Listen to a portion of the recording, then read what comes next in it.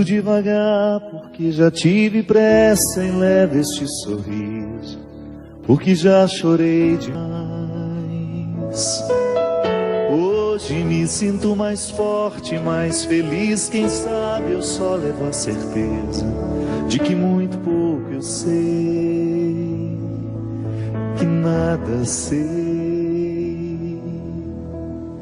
Conhecer as manhãs e as manhãs, o sabor das massas e das maçãs. É preciso amor para poder pulsar, é preciso paz para poder sorrir, é preciso chuva para florir. Penso que cumprir a vida seja simplesmente compreender a marcha, ir tocando em frente. Como um velho boiadeiro levando a boiada, eu vou tocando os dias. Pela longa estrada eu vou, estrada eu sou. Conhecer as manhãs e as manhãs, o sabor das massas e das maçãs. É preciso amor para poder pulsar, é preciso paz para poder sorrir, é preciso chuva para florir. Todo mundo ama um dia, todo mundo chora um dia, a gente chega e no outro vai embora.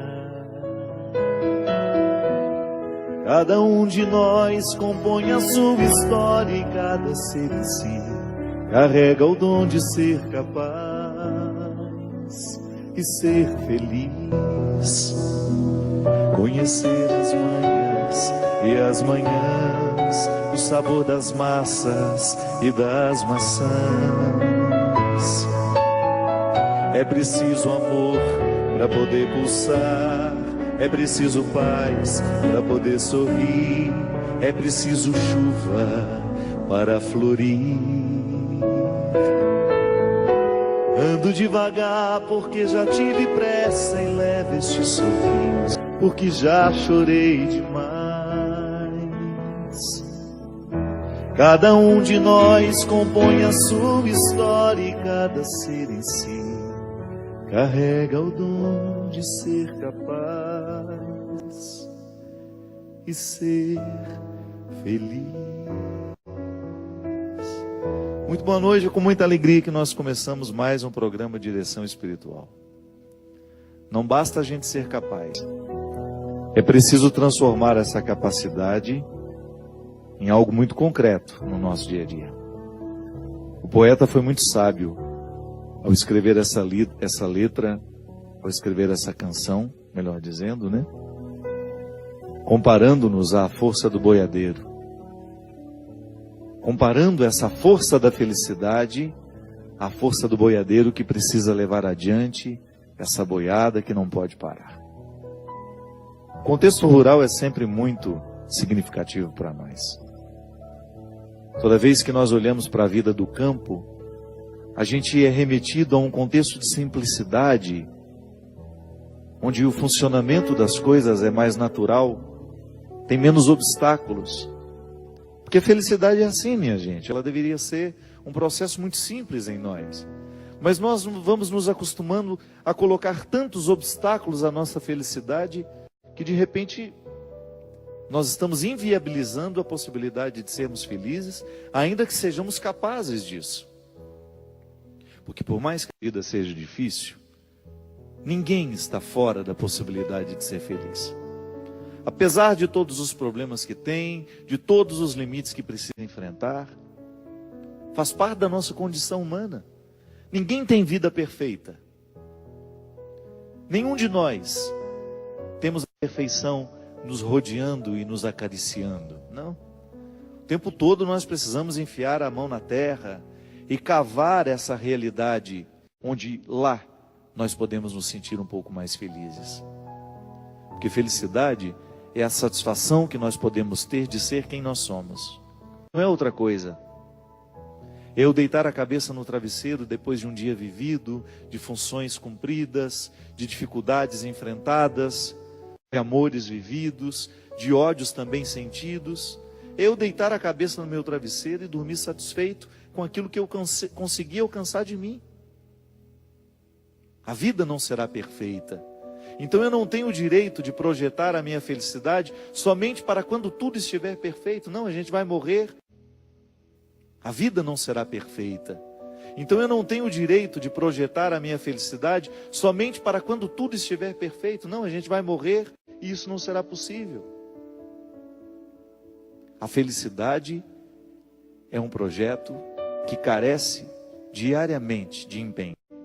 Porque senão não dá certo. A gente não chega lá.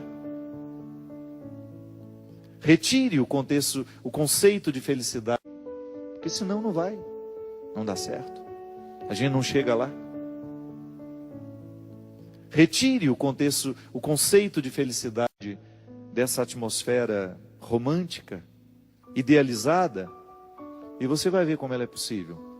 Na satisfação que você tem de mudar um móvel de lugar e de tirar a poeira que estava ali antes. Sim, o corriqueiro da vida. Sabe, de você ir lá na sua gaveta e perceber que você acumulou coisas demais e que aquilo ali está lhe pesando. Porque quando você olha para uma gaveta muito cheia, um guarda-roupa entulhado, dá um desconforto na gente. Eu sempre gosto de dizer que a arrumação do quarto reflete no coração da gente, na mente. O espaço da casa, se ele estiver bagunçado demais, ele reflete no nosso jeito de ser, de estar, de permanecer, de sentir. Eu sou influenciado o tempo todo pelo meio que me cerca. E quanta alegria pode ser proporcionada num dia depois de você esvaziar uma gaveta, não é verdade? Ai, que bom. Me livrei de excessos. Excessos materiais, eu sei. Mas isso repercute na alma da gente. A quaresma a gente fica falando que é um tempo de sacrifício. Excessos materiais, eu sei. Mas isso repercute na alma da gente.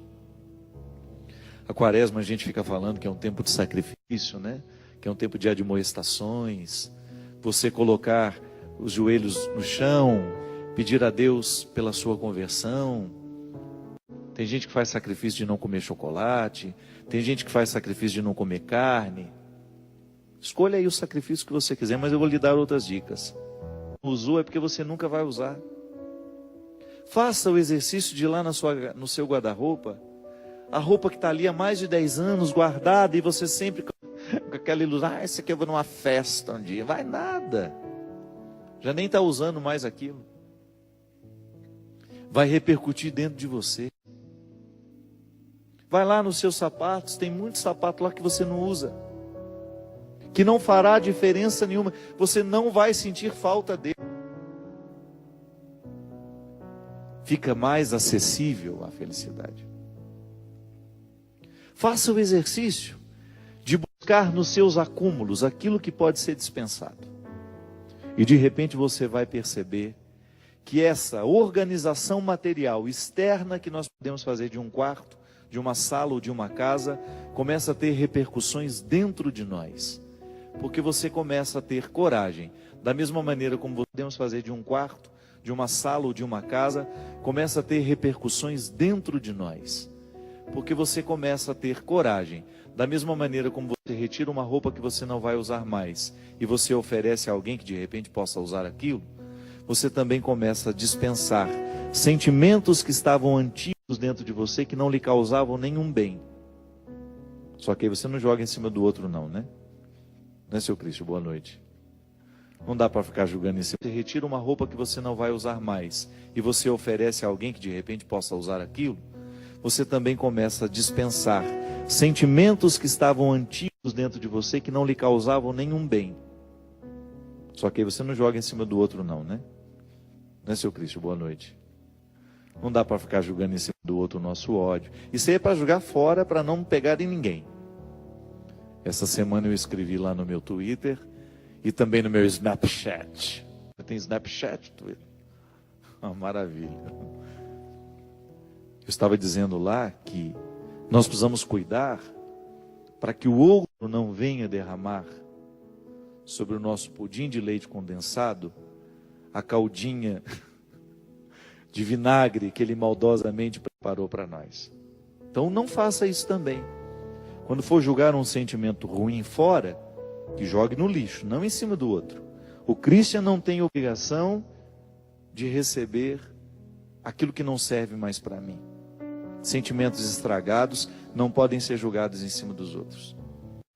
Gente, quando nós começamos a compreender a felicidade como um projeto possível, quando a gente deixa de idealizar essa felicidade, eu vou ser feliz quando isso for assim, quando fulano de tal, quando meu marido for perfeito, quando a minha esposa for perfeita, não vai nunca. As pessoas não serão perfeitas. Agora você pode buscar uma harmonia interior que vai lhe dar condições de lidar um pouco melhor com a imperfeição do outro e até, minha gente, lidar com ela de maneira mais responsável. Porque às vezes nós somos os nós fazemos a manutenção do erro do outro. Às vezes somos nós os responsáveis pela não mudança do outro. Porque não nos posicionamos do jeito certo. Muitas vezes sou eu o responsável por aquilo que não é transformado no outro. Faça a manutenção. Estou fazendo a manutenção dos defeitos do meu marido. Meu marido é acomodado e eu o acomodo com as minhas atitudes.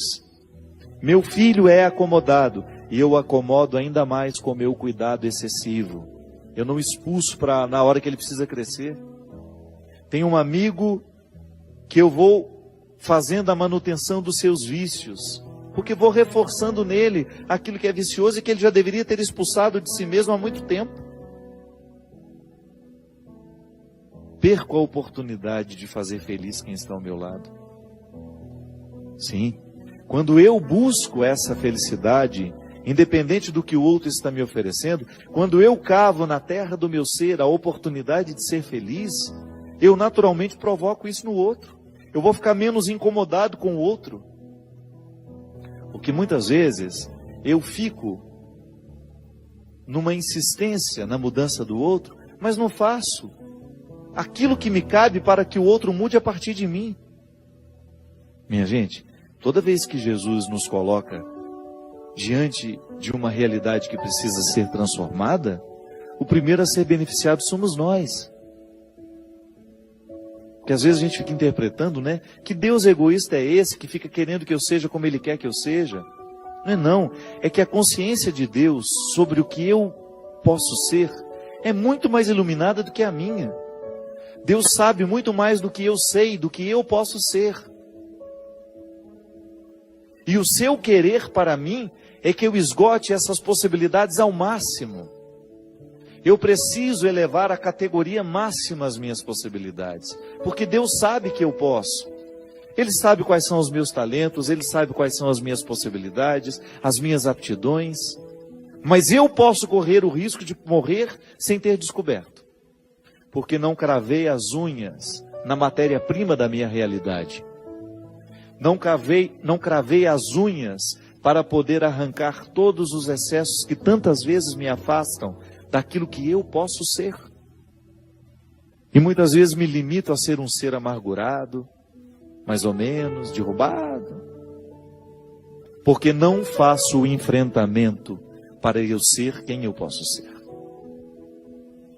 Penso que cumprir a vida seja simplesmente compreender a marcha, ir tocando em frente.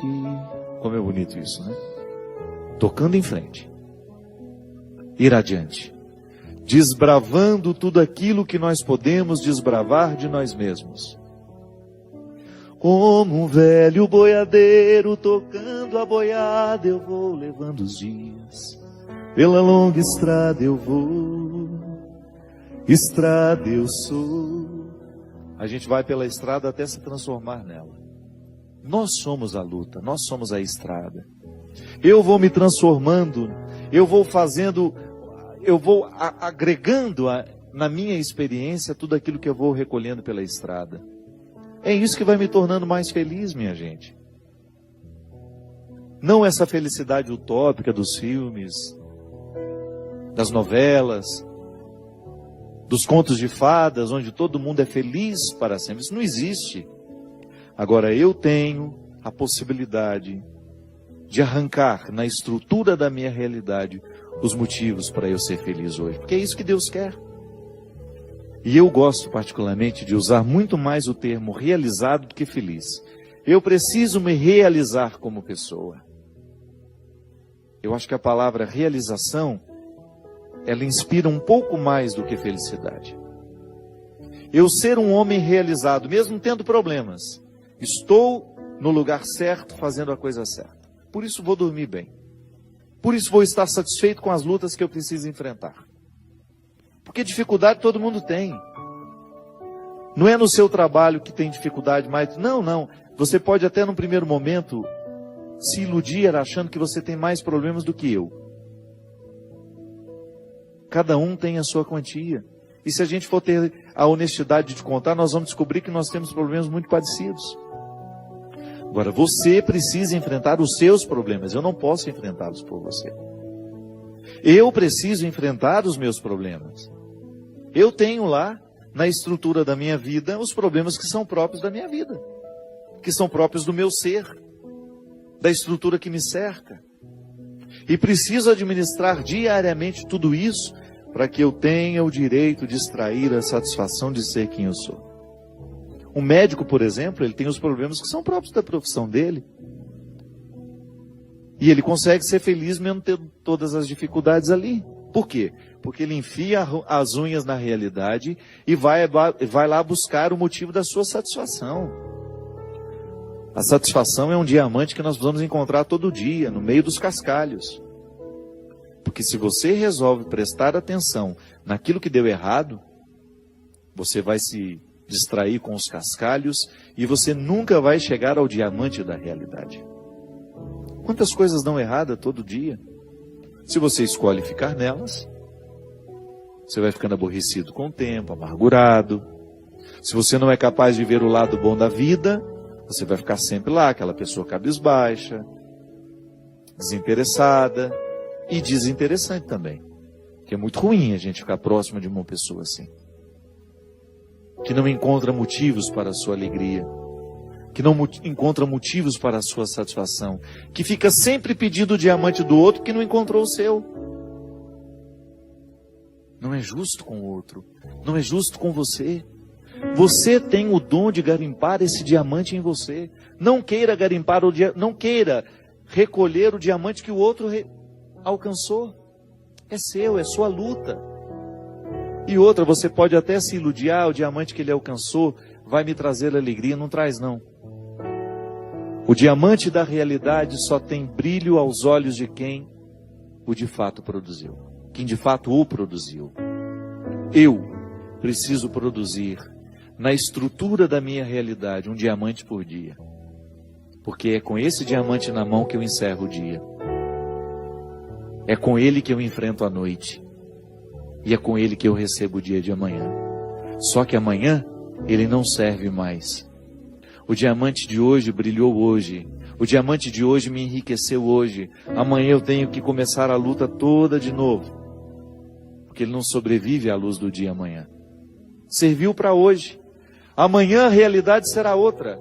Os problemas serão outros, as alegrias serão outras, os desafios serão outros. E eu preciso lá enfiar a unha nessa realidade e extrair o diamante do dia. Não é assim que funciona a vida?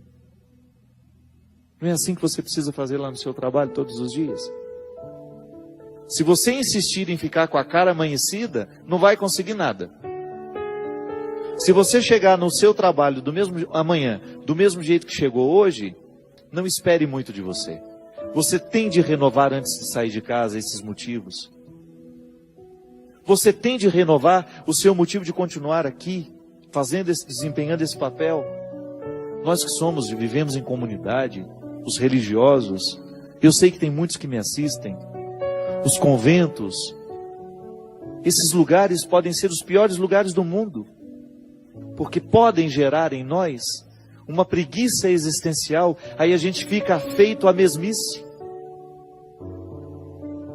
A gente nem se sente família.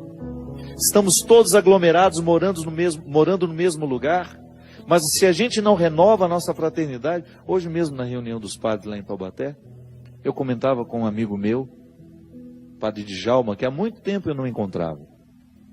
Uma pessoa, sabe quando um ser humano que você ama gratuitamente, pelo tempo que convivemos, e ele voltou para Taubaté, vai ser reitor do conventinho, e a gente falava justamente desse desafio dele. Nós, como padres, como é perigoso a gente ficar dizendo aquilo que a gente não acredita mais. Como é perigoso nós, como padres, reproduzirmos um discurso que não nos alimenta. A gente ficar falando de família para o outro, mas nem a gente se sente família de lugar nenhum. Eu ficar insistindo em falar dos valores da família, se eu, como padre, não me sinto participante de família alguma. Se eu não me sinto irmão dos meus colegas, se eu não me sinto fraterno com os meus irmãos de sacerdócio. E volto a dizer, às vezes as aglomerações religiosas, elas podem gerar uma descrença existencial, que é a pior de todas, minha gente. Porque uma coisa é você descrer de Deus, deixar de crer em Deus. Outra coisa é você deixar de crer no ser humano. Eu tenho uma impressão de que deixar de crer no ser humano é ainda mais grave. Porque afeta de maneira muito radical a nossa experiência. Aliás, eu não sei nem se tem diferença. A fé em Deus e a fé no ser humano. Nossas aglomerações são perigosas. Eu, como padre, nas aglomerações que são próprias da minha vida sacerdotal, você que é freira, que mora aí dentro de um convento, que às vezes fica reproduzindo esse discurso o tempo todo, nós somos irmãs, nós somos irmãs, nós somos irmãs, e na verdade você não se sente irmã de ninguém. Você se sente sozinha e tem medo de que a sua morte não seja chorada por ninguém. Você que mora em casa, que tem família, o mesmo risco você vive. O mesmo risco você corre, porque nós estamos deixando de cravar as unhas na realidade, diariamente, e elevar o diamante da nossa identidade, seja como filho, seja como pai, seja como mãe, como irmão. Se nós não renovamos esse diamante diariamente, ele vai perdendo o brilho, aí nós vamos ficando com aquela pedra morta na mão, desanimados, sem vida, sem alegria, sem dinamismo, sem elan vital, como dizia a filosofia. O que é o elan vital? É esse visgo, essa força que nos prende a tudo aquilo que é vivo, esse fisgo que vai nos prender à dinâmica da existência, que não nos deixa esmorecer, apesar de todos os problemas que possam ser próprios dessa vida.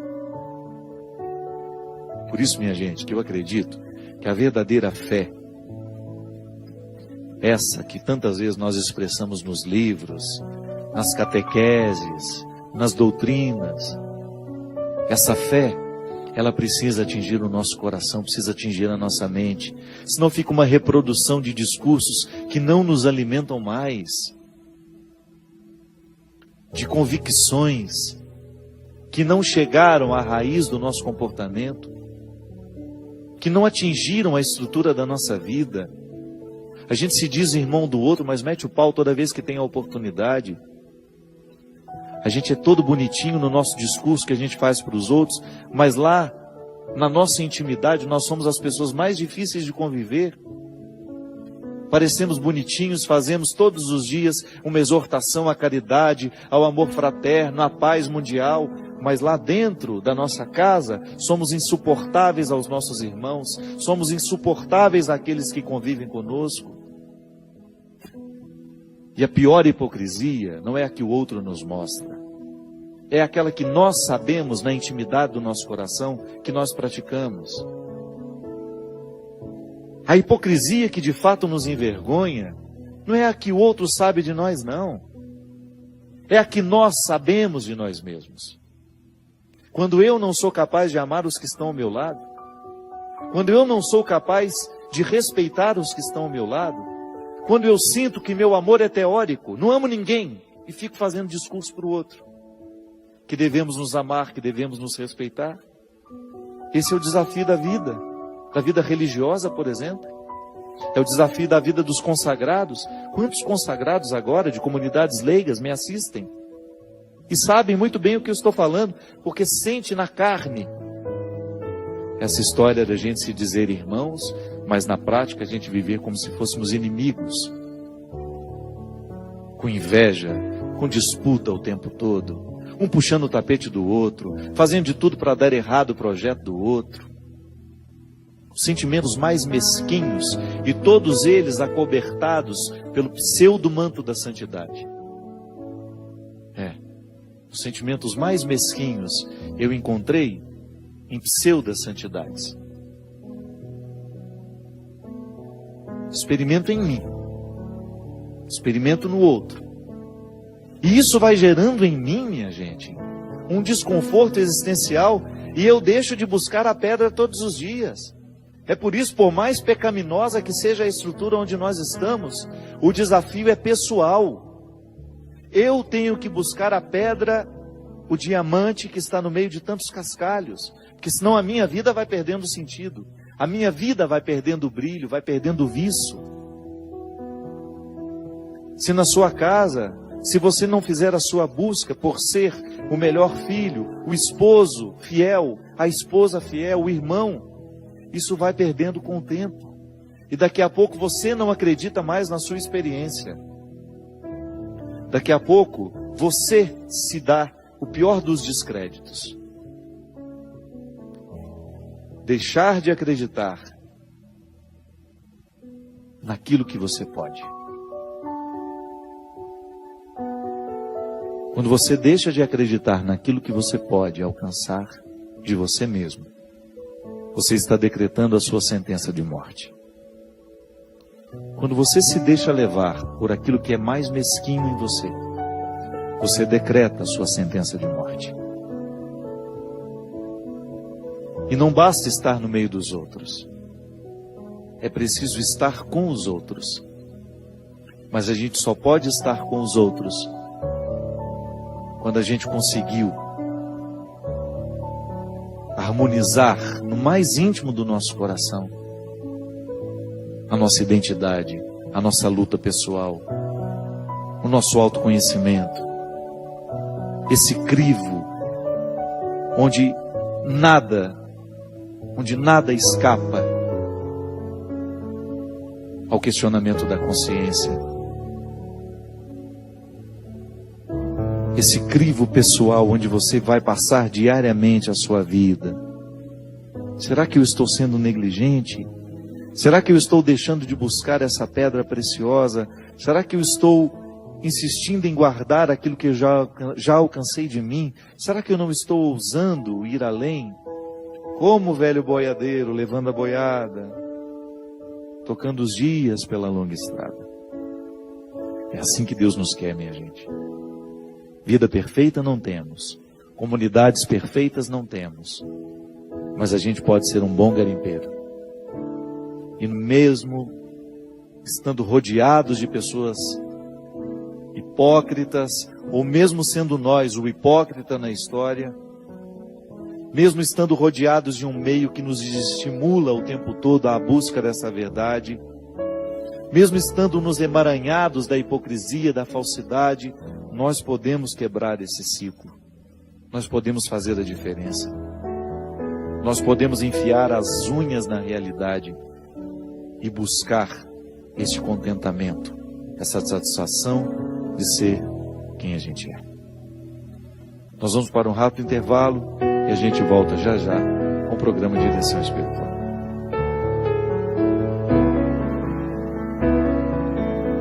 De volta com o programa Direção Espiritual. Obrigado você que nos assiste, você que nos acompanha, que nos dá a oportunidade de entrar toda quarta-feira e depois através das reprises na sua casa, estabelecer este momento de comunhão.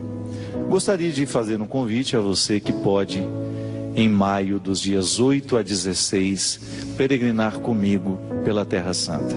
Vai ser uma viagem muito especial, porque além de passar pelos lugares que são especiais à fé cristã, nós teremos a oportunidade de viver em Jerusalém o acampamento de Pentecostes, que acontece lá todo ano. É um congresso muito bonito, com pregadores do mundo todo, comandado pela Obra de Maria e pela TV Canção Nova, lá em Jerusalém. Então nós teremos 2 dias de congresso, preparando o nosso coração para a gente poder reativar, né, todas as forças do Espírito em nós. Tudo isso que a gente falava aqui no início do programa, essa força, essa coragem de nós buscarmos esse diamante da realidade, para que a gente continue tendo a satisfação de ser quem a gente é a obra do Espírito na nossa vida. É o Espírito Santo que vai renovando dentro de nós esse ardor, essa vontade de viver, porque esse dom nos chega de maneira muito específica através do Espírito, que é santificar as estruturas da nossa vida. Então, ligue para nós, os telefones aparecem aí na tela, você tem a oportunidade de viajar conosco. O Gilberto, que é o nosso fundador lá na Obra de Maria, ele está fazendo um dólar bem mais baixo do que o câmbio que está atualmente, justamente para facilitar a viagem das pessoas. Então, se você puder, de 8 a 16 de maio, uma peregrinação conosco, o lançamento do meu novo DVD, Deus no Esconderijo do Verso, que foi um projeto que eu gravei no Rio de Janeiro, no Teatro Municipal. E nós vamos ter algumas ações de lançamento que eu gostaria de convidar vocês. Toda a tecnologia da gravação do DVD é aquilo que existe de mais tecnológico, de ponta. E isso faz com que o DVD tenha muita qualidade de som e de imagem. Com isso nós podemos ir para os cinemas. Não significa que nós vamos estar em cartaz no Brasil, não. Nós vamos ter ações de lançamento, fazendo a exibição do DVD numa sala de cinema, com a minha presença logo em seguida com uma sessão de autógrafos. Nós vamos fazer isso para ajudar a Fundação Dom Couto, depois vamos fazer também em outras cidades para ajudar outras obras, mas no dia 23 de março, que eu acho que é terça-feira, não é da Semana Santa? Dia 23 de março, é uma terça-feira santa, nós vamos fazer a primeira exibição assim. Eu estarei lá no Via Vale Garden Shopping, em Taubaté, no Cinemark, no 2º piso. Então, uma daquelas salas estará à nossa disposição, e a Fundação Dom Couto, que é essa obra que eu ajudo em Taubaté, onde eu sou o vice-presidente, vai organizar essa noite de lançamento. Os DVDs que forem adquiridos lá, serão autografados. Vai ser uma oportunidade que nós vamos ter de ajudar a Fundação Dom Couto em Taubaté. Já estamos programando também uma sala em Brasília, depois vamos avisar as datas. Logo em seguida, acredito que nós vamos fazer Brasília. Se Deus quiser, até o final de março, a gente consegue fazer lá.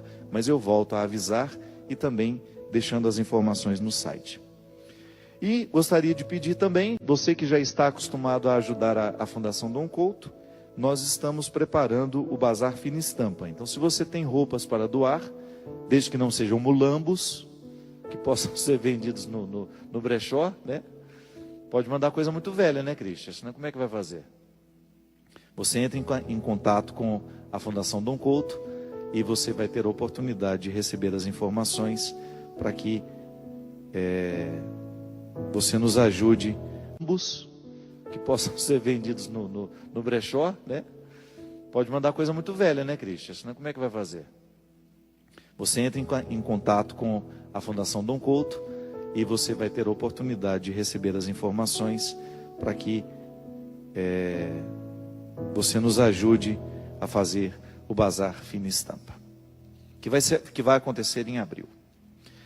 Fim de semana, papai estará no dia 4 de março, que possam ser vendidos no brechó, né? Pode mandar coisa muito velha, né, Cristian? Senão como é que vai fazer? Você entra em contato com a Fundação Dom Couto e você vai ter a oportunidade de receber as informações para que você nos ajude a fazer o Bazar Fina Estampa, que vai acontecer em abril. Fim de semana, papai estará no dia 4 de março, sexta-feira, em Maracanaú, no estado do Ceará, e no domingo, dia 6, eu estarei em Horizonte. pois mais para frente tem outros, mas eu não vou avisar aqui agora não, porque ainda está muito longe. Tem aqui uma pessoa que me escreveu, me disse assim: Padre Fábio, eu tenho tido muita dificuldade com meu filho. Eu não sei o que acontece com ele. Desde que ele completou 12 anos, tem agido de maneira muito inconsequente. Me dá muito trabalho, não me respeita, me trata muito mal, já chegou até me agredir. Não escuta o não e ele não tem nenhuma disciplina. Só envolve com pessoas fracassadas. Já foi preso quando era menor e não para de usar drogas. Ele não para, não tem medo, padre. Eu ando em puro desespero, toda hora esperando alguma notícia ruim. Ou ele ser preso de novo, ou até mesmo pior. Ele nunca foi feliz. Guarda a mágoa do pai dentro do coração. Sempre que dou oportunidade para ele mudar, ele não corresponde. Mas ele não tem interesse em nada, a não ser nas amizades ruins e nas drogas. Minha filha, é muito difícil eu poder lhe ajudar à distância, né? Você precisa de uma ajuda muito concreta, de alguém que ajude, de repente, a buscar um tratamento para o seu filho. Veja bem, esse menino só tem 12 anos, e já com uma estrutura de vida tão devastada, né, tão destruída. Você precisa procurar, eu não sei onde você mora, você não identificou aqui a sua cidade, mas você precisa de uma ajuda muito concreta. Agora, o que é interessante, minha gente, é que muitas vezes nós olhamos para o problema e a gente não faz o recuo histórico. A gente não é capaz de perceber que as pessoas não são assim por acaso. Ainda hoje lá na nossa, aos 90 anos, com uma lucidez, uma capacidade de refletir a condição humana com tanta clareza, com tanta ciência também, porque ele não é um aventureiro no humano, ele não é um mero observador, não, é um homem que estuda, é um homem que criou, porque o que é a ciência, né? É a capacidade que uma pessoa tem de observar uma determinada realidade, utilizando-se de tudo aquilo que o conhecimento científico já lhe proporciona. O Padre Xavier hoje fazia, junto com o Padre Edgar, uma reflexão tão bonita sobre o ser humano, como é que nasce, como é que em nós se dá o processo da fé, como é que numa pastoral familiar nós podemos interferir na educação dessas crianças. E ao mesmo tempo que o discurso é bonito, eu ficava tentando encontrar uma luz no fim do túnel.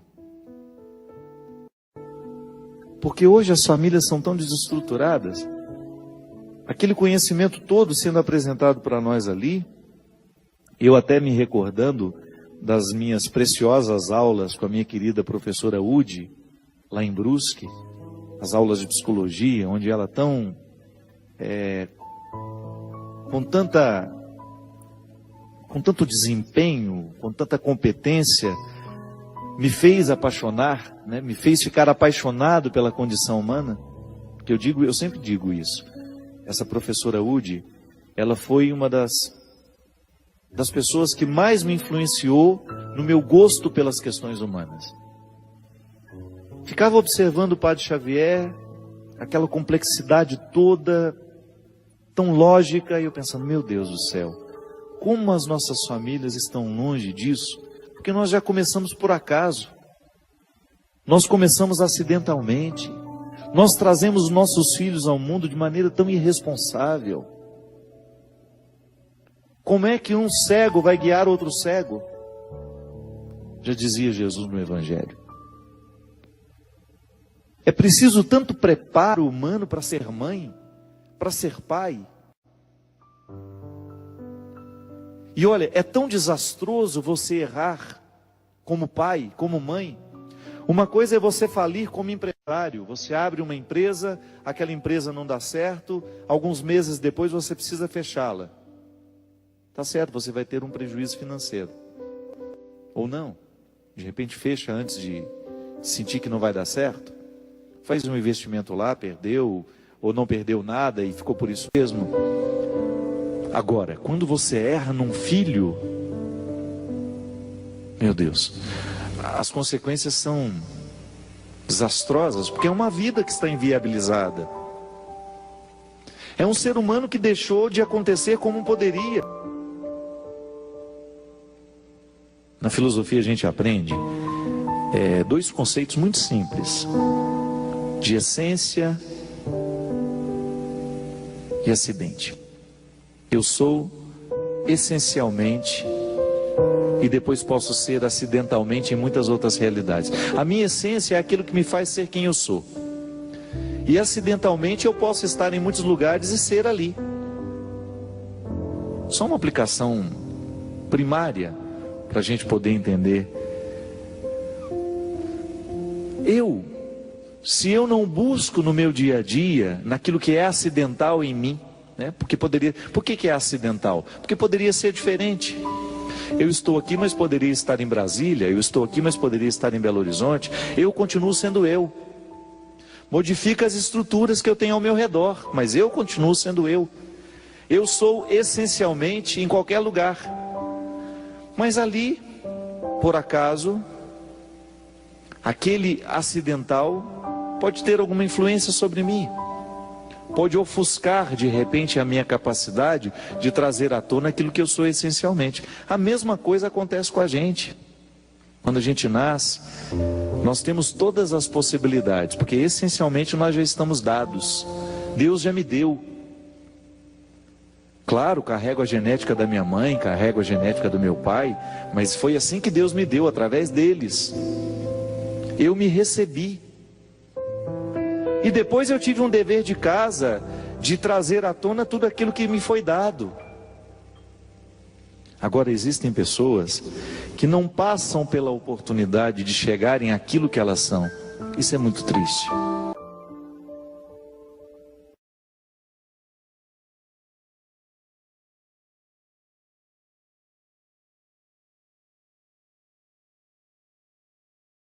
E acidente. Eu sou essencialmente e depois posso ser acidentalmente em muitas outras realidades. A minha essência é aquilo que me faz ser quem eu sou. E acidentalmente eu posso estar em muitos lugares e ser ali. Só uma aplicação primária para a gente poder entender. Se eu não busco no meu dia a dia, naquilo que é acidental em mim, né? Por que é acidental? Porque poderia ser diferente. Eu estou aqui, mas poderia estar em Brasília. Eu estou aqui, mas poderia estar em Belo Horizonte. Eu continuo sendo eu. Modifica as estruturas que eu tenho ao meu redor, mas eu continuo sendo eu. Eu sou essencialmente em qualquer lugar. Mas ali, por acaso, aquele acidental pode ter alguma influência sobre mim. Pode ofuscar, de repente, a minha capacidade de trazer à tona aquilo que eu sou essencialmente. A mesma coisa acontece com a gente. Quando a gente nasce, nós temos todas as possibilidades, porque essencialmente nós já estamos dados. Deus já me deu. Claro, carrego a genética da minha mãe, carrego a genética do meu pai, mas foi assim que Deus me deu, através deles. Eu me recebi. E depois eu tive um dever de casa de trazer à tona tudo aquilo que me foi dado. Agora existem pessoas que não passam pela oportunidade de chegarem àquilo que elas são. Isso é muito triste. O acidental ao redor, né? A estrutura que rodeia, tantas vezes dificultando o amadurecimento humano. Você mesma disse que seu filho não teve pai. Não sei porquê, por qual motivo esse pai não participou da vida do filho. É assim. Hoje nós estamos relativizando os nossos papéis, nós estamos achando que é bobagem, que não precisa ter os dois. Tá certo? Se você escolheu ter o seu filho sozinha, ou se por acaso o seu marido te abandonou e você vai ter que ter sozinho, seu trabalho vai ter que ser dobrado. Não significa que o projeto vai ficar inviável só por causa disso. Não. Mas a gente não pode negar que quando uma família está estruturada e que luta no dia a dia por buscar favorecer o outro no seu amadurecimento, ou até mesmo buscar um pouco de conhecimento do humano para poder ter um filho, para poder educar esse filho, é outra coisa. Porque mesmo com todos os cuidados, a gente ainda pode dar errado. Não significa que cuidou vai dar certo. Não. A natureza humana, ela pode nos surpreender. De repente você deu ao seu filho todos os cuidados e mesmo assim deu errado.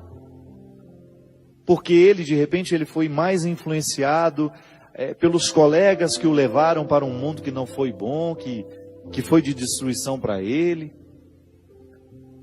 Mas a gente não pode deixar de fazer o dever de casa. Porque a vida já vai lutar contra a gente. As estruturas sociais vão lutar contra os nossos valores. Agora, quando a gente começa a relativizar dentro de casa esses valores, quando a gente começa a fortalecer dentro das nossas casas o descuido, o descaso com aqueles que a gente trouxe ao mundo, aí sim nós estamos inviabilizando o projeto. A gente inviabiliza projetos humanos e isso é muito grave. Volto a dizer, nem família muitas vezes nós chegamos a ser.